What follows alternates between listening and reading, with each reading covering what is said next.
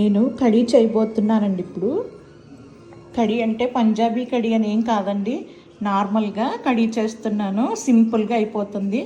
ముందుగానే నేను పకోడీలు వేసి పెట్టుకున్నానండి. ప్యాజ్ పకోడా, ఉల్లిపాయల పకోడా అయినా మీ ఇష్టం, ఏ విధమైన పకోడీ అయినా పర్వాలేదు.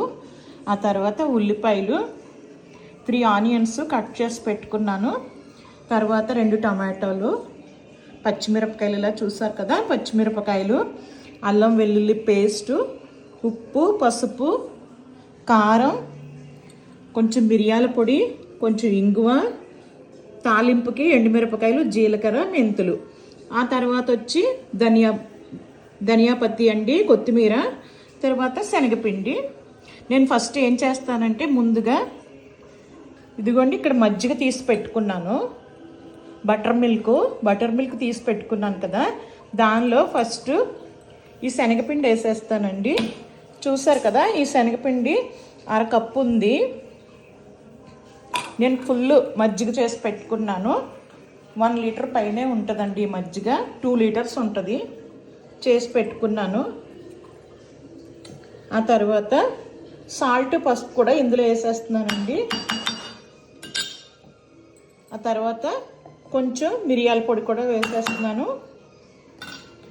తర్వాత హీంగ్ వేసేస్తున్నానండి దీంట్లో.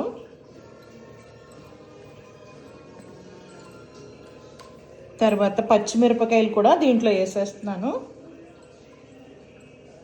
తర్వాత కొత్తిమీర కూడా వేసేస్తున్నానండి.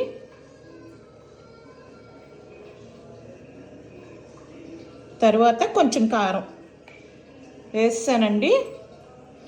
అన్నీ వేస్తాను దీంట్లోనూ, కారంతో సహా. తర్వాత ఇవన్నీ కూడా మిక్స్ చేసేసుకుందామండి. ఈ మజ్జిగలో శనగపిండి ఉండలు లేకుండా కలుపుకోవాలండి బాగా. చూసారండి, మెంతులు, జీలకర్ర, ఎండుమిరపకాయలు వేస్తాను. ఇవి వేగిన తర్వాత ఉల్లిపాయలు, టమాటాలు వేసుకోవాలండి.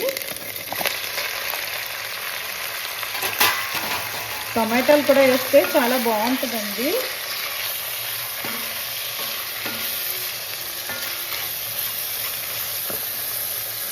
ఉల్లిపాయలు వేగుతున్నప్పుడు ధనియాల పొడి కూడా వేసానండి.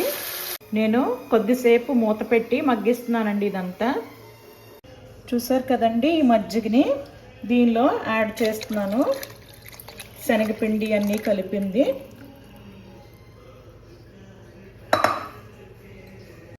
కానీ కడీ అంటే పకోడీలు వేస్తేనే బాగుంటుందండి.